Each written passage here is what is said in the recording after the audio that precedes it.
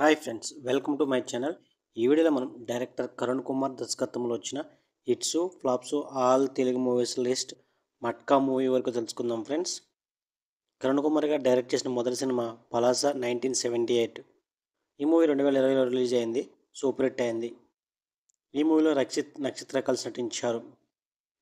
2 metro కథలు 2020లో release అయింది. ఇది వెబ్ సిరీస్ హిట్ అయింది. 3 శ్రీదేవి సోడా సెంటర్. ఈ మూవీ 2021లో రిలీజ్ అయింది. ఫ్లాప్ అయింది. ఈ మూవీలో సుధీర్ బాబు, ఆనంది కలిసి నటించారు. 4 కళాపురం. ఈ మూవీ 2022లో రిలీజ్ అయింది. ఫ్లాప్ అయింది.